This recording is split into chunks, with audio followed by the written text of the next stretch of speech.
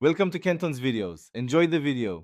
In this video, I will explain how to use Collagen Oziva full guide. Start by checking the label for recommended dosage and timing. Measure 1 scoop accurately and add it to your preferred liquid. Stir or blend until smooth and drink it with a meal for best results. Store the container in a cool, dry place and track usage to maintain consistency for visible improvements.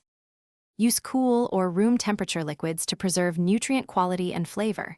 Combine 1 scoop with 6 to 8 ounces of water, milk, or your favorite plant milk. For a creamier option, blend with yogurt, banana, or berries to mask any faint taste. Stir well or use a small blender ball to eliminate clumps. Drink promptly after mixing to enjoy optimal texture and effectiveness. Aim to take collagen either in the morning or after exercise to support recovery and skin repair.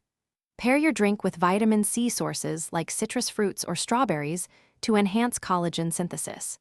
Keep servings consistent and avoid large fatty meals that may slow digestion.